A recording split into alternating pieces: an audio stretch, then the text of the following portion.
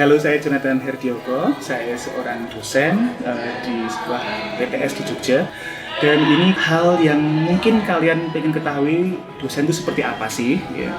Tonton terus ya. Thank you. Saya nggak kepengen jadi dosen dulu ya. Saya kepengennya menjadi seseorang yang pokoknya bukan dosen, bukan pengajar. Saya psikotes dan hasilnya itu adalah bahwa saya orang yang tidak bisa diatur oleh waktu, tapi saya orang yang sering ingin mencari hal yang baru. Sehingga hanya ada dua jenis pekerjaan yang cocok, pengusaha atau pengajar. Pengusaha saya nggak punya duitnya habis untuk sekolah, terus saya hanya bermodalkan gelar S2. Saya ngelamar, akhirnya yang nerima saya dosen. Mimpi saya itu saya punya kapal pesiar lah, punya macam-macam itu bukan semua ya. Akhirnya jadi dosen lah.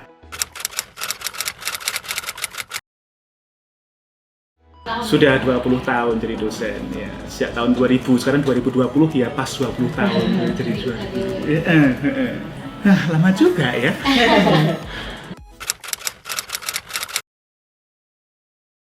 Asik banget ya.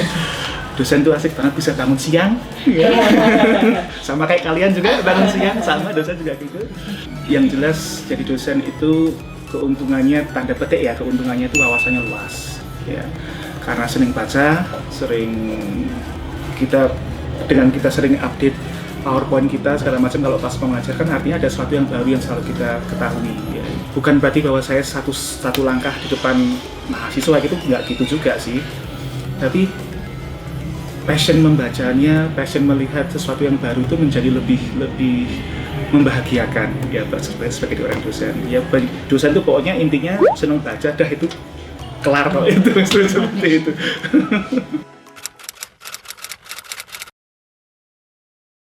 Kalau sukanya banyak ya, pasti banyak sekali sukanya. Dukanya itu deadline ya, setiap akhir semester.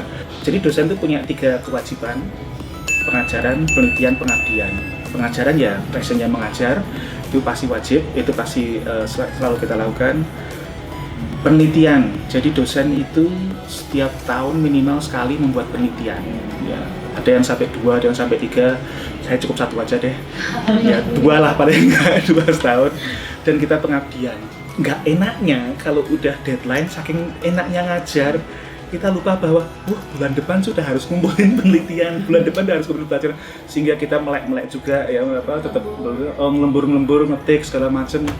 Sama kayak kalian kalau mau SKS gitulah ya gitu, terus banyak tugas harus segera dikumpulkan ya, itu sama sih.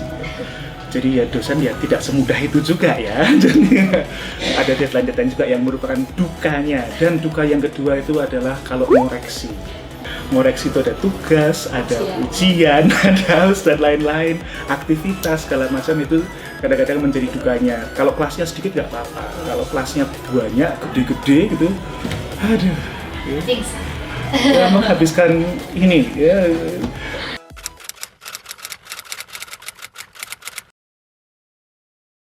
Dosen itu harus objektif ya, nggak bisa subjektif, karena ya saya tadi cerita, cita-cita negara seorang dosen itu adalah mencerdaskan kehidupan bangsa ya. Jadi nggak bisa pandang bulu, entah dia cantik, ganteng, kaya, miskin, tinggi, pendek, gemuk, kurus lah, nggak ada beda.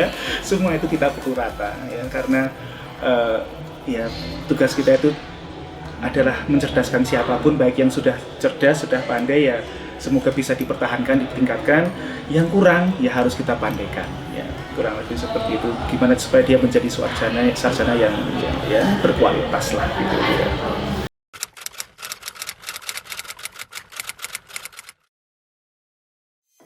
Saya itu koplak ya. Koplak itu adalah kunci ramah ya. Kunci keramahan itu koplak.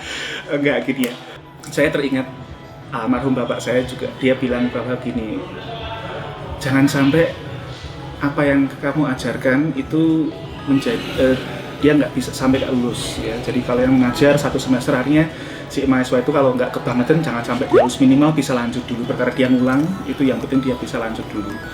Nah dari situ mungkin ada sedikit filosofi yang saya ambil adalah bahwa pada akhirnya menjadi dosen yang ramah itu yang disenangi itu adalah dia bisa membantu meloloskan, walaupun pada akhirnya dia ngulang, tapi yang penting dia bisa jalan dulu. Ya. Dan yang kedua emang mungkin karena sifat masing-masing dosen agak berbeda-beda juga ya. Saya kebetulan orang yang nggak bisa marah ya. Saya pernah marahin mahasiswa saya malah ketawa, mahasiswanya jadi tobat ya. Padahal saya itu marah, tapi dia ketawa. Terus saya bilang, saya itu marah kok kamu ketawa? Bapak nggak pantas kalau marah gitu ya. Wah, akhirnya saya nggak pernah marah-marah lagi, ya udah saya hadapi dengan senyuman gitu ya, seperti itu.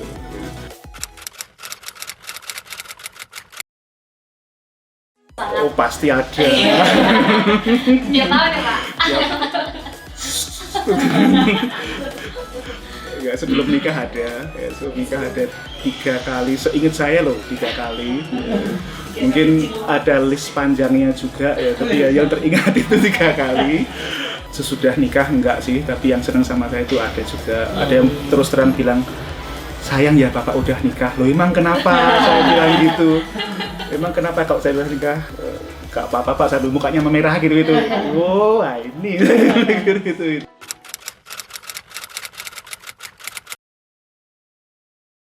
Ya profesional ya, harus profesional ya. Cinta dibahas dengan cinta, loh. Itu nggak profesional itu. Ada yang ngebet Pak, ada yang mendapat keterangan godain Bapak misalnya. Ada. Wibawa saya jadi keluar. Padahal saya nggak bisa berwibawa. Enggak, ya kita omongin baik-baik lah gitu ya. Kamu saya paling gampang itu saya bilangnya gini, kamu kan masih muda, ya, masa depanmu masih panjang. Kamu konsentrasi ke kuliah dulu aja. Jalanmu masih panjang, kamu akan menemui banyak orang yang mungkin lebih baik dari saya. Baca, saya baca dulu, kadang-kadang malamnya saya baca, kalau macamnya pagi gitu, malamnya saya baru baca sedikit-sedikit lah, paling nggak untuk persiapan saya awali dengan apa, atau misalnya saya akan cari isu-isu terbaru terhadap apa yang akan saya ajarkan. Ya, karena mungkin udah terbiasa ya, 20 tahun ngajar gitu ya, yang ngajarnya itu 19 tahun, karena setahun masih magang gitu.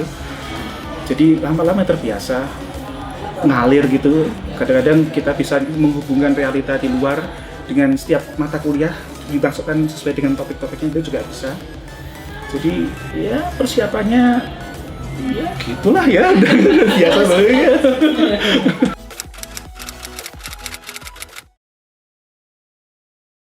Hari yang baru ya. Jadi setiap pagi saya kebetulan sebenarnya saya ngajar terus ya, setiap hari ngajar. Jadi yang buat saya semangat itu adalah ya ada sesuatu yang baru yang bisa saya sampaikan kepada mahasiswa saya. Kalaupun mungkin materinya hampir sama dengan yang semester lalu, ada sesuatu yang tambahan-tambahan baru, informasi yang bisa saya berikan kepada mahasiswa saya yang kemudian menjadi tambahan yang saya harapkan mahasiswa menjadi oh seperti itu ya.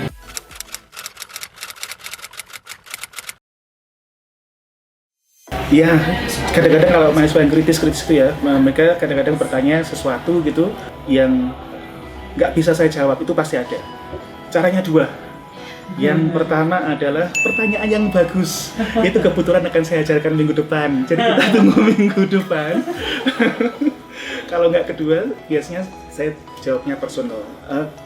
Anda punya waktu apa enggak? Ya, kebetulan mungkin waktunya habis atau segala macam, tapi punya waktu apa enggak, kita cari bersama-sama jawabannya. Ke ruangan saya, kita cari bersama-sama jawabannya. Mungkin ada hal yang mungkin kita bisa pelajari bersama-sama. Tapi jujur, dan saya justru malah mengapresiasi mahasiswa-mahasiswa yang kritis seperti itu, malah saya senang. Jadi ada hal baru di mana saya pun bisa belajar juga, nggak hanya di kelas, di floor, nggak ada untuk dia, tapi saya pun bisa belajar bahwa ada topik-topik yang mungkin belum saya pahami juga.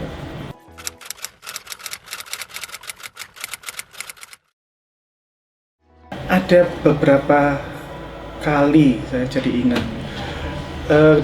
Pas malam wisuda itu biasanya nggak selalu sih si mahasiswa dikasih bunga gitu ya.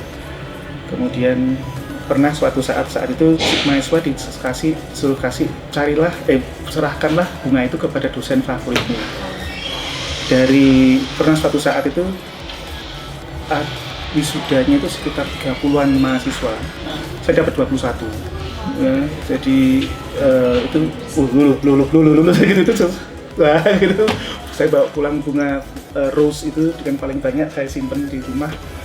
Saya sempat upload di Facebook saya segala macam, ini ya sudahlah seperti itu ya kebanggaan, ternyata saya disenangi seperti itu ya. Walaupun mereka bahkan ada 1-2 mahasiswa yang nggak saya ajar ya, tapi kita ya akrab di kampus, akrab di luar kampus, tapi dia ngasihnya ke saya ya, itu saya appreciate itu. Tapi yang membanggakan bagi saya itu adalah ya saya bisa meluluskan mahasiswa ya, saya bisa sharing ilmu, sharing knowledge saya, karena saya sebagai dosen itu sepertinya saya pengen jadi mitra mereka, pengen jadi teman mereka, di mana saya hanya menang pengalaman aja sebetulnya sih.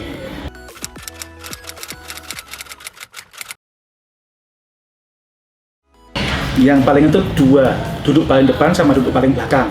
Ya. Duduk paling depan itu kalau dia nggak rajin, ya dia introvert gitu ya.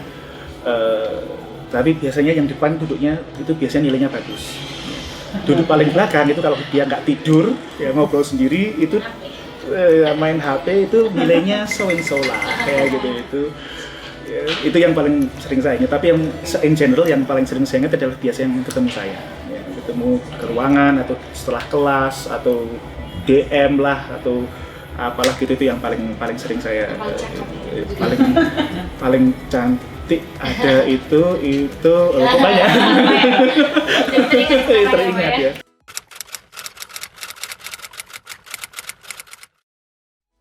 Banyak. Ada yang tulisannya jelek, ada yang jelek ya. Jadi emang jelek, susah dibaca. Ada yang dari depan satu pertanyaan dari atas sampai bawah itu kesimpulannya yang mana juga. Ini ceritanya mau ngomong apa sih sebenarnya, mau jawab apa sih ini? Ya objektif juga ya. Dan yang menjadi agak kesulitan kalau saya itu hanya pada tulisan aja sih. Ya, jadi tulisan anak-anak sekarang kan karu-karuan gitu ya. Kalau yang tulisannya bagus mungkin satu lembar jawab itu mungkin hanya 2 menit, 3 menit selesai saya koreksi, mungkin yang itu butuh ekstra sampai 10 menit lah gitulah.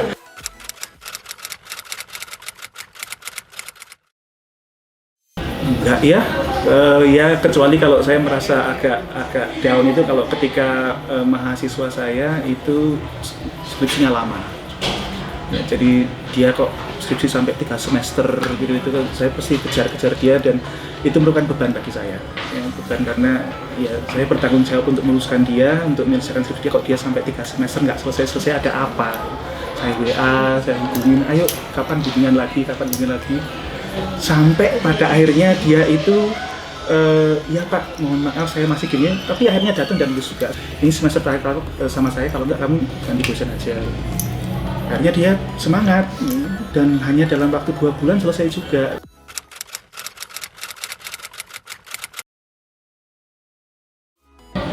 Bukan profesi sih ya, tapi hobi yang menghasilkan seperti itu ya.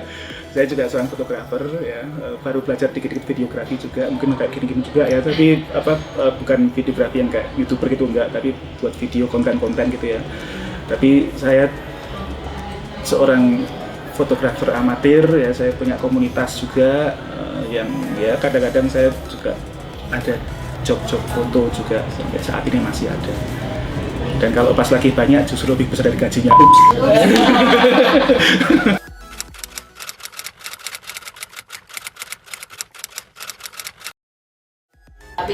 Bedanya banyak banget. Kalau ketika saya pertama-tama jadi dosen tahun 2000-an itu kan internet masih bukan lemot sih, isinya kontennya nggak ada, sangat sedikit ya. Jadi kalau mahasiswa itu mungkin dia akan lebih sering membaca, cari buku untuk belajar, untuk menjawab ujian segala macam, untuk menjawab tugas-tugas yang diberikan, sehingga agak lebih berbobot lah jawabannya. Kalau sekarang bukannya lebih berbobot tapi simple. Ya anak-anak sekarang kan praktis tuh, buka handphone jawabannya ada semua, jadi daya juangnya agak kurang. Mahasiswa sekarang kalau jawab tuh simple, suruh ada satu pertanyaan gitu, urailah dengan minimal 3 alinea, 1 alinea cuma 2 kalimat gitu ya, 3 alinea sih tapi cuma 2 kalimat, tapi kan cuma 6 baris ya. Karena pengen cepet segala macam, cepet praktis, ya nggak salah sih, karena memang seperti itu, perbedaannya seperti itu. Saya nggak bisa menyalahkan mereka karena mungkin lingkungan yang membentuk mereka seperti itu, kemajuan teknologi yang membentuk seperti itu ya, jadi nggak salah juga sih.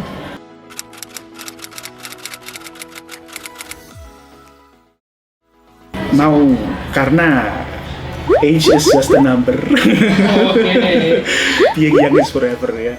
Kebetulan saya sama adik saya itu punya sifat yang sama. Kita sama-sama dosen. Kami serumah sama adik saya itu rumah kami itu sering dipakai untuk tongkrongan mahasiswa.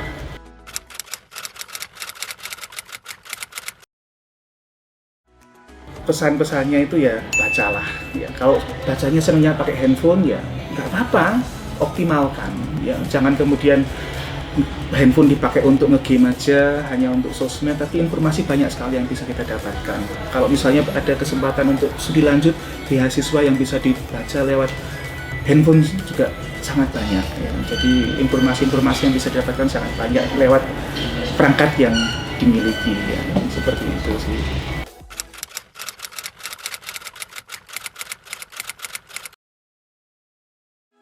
Sama dengan mahasiswa juga, baca, ya. Sedang-sedanglah membaca, sedang-sedanglah mencari hal baru. Personality juga, janganlah jadi orang yang kemudian karena jadi dosen itu merasa mengetahui semuanya, jangan kemudian menjadi sok gitu ya. Tapi menjadi dosen itu jadilah yang friendly, yang bisa menjadi mitra bagi generasi yang muda, supaya bisa berbagi ilmu, berbagi pengalaman, sharing of knowledge, macam-macam ya seperti itu. Oke, itu tadi adalah sedikit perbincangan sebagai saya seorang dosen, profesi dosen, lika-likunya sebagai seorang dosen kopla apalagi ya, dan semoga bermanfaat. Thank you.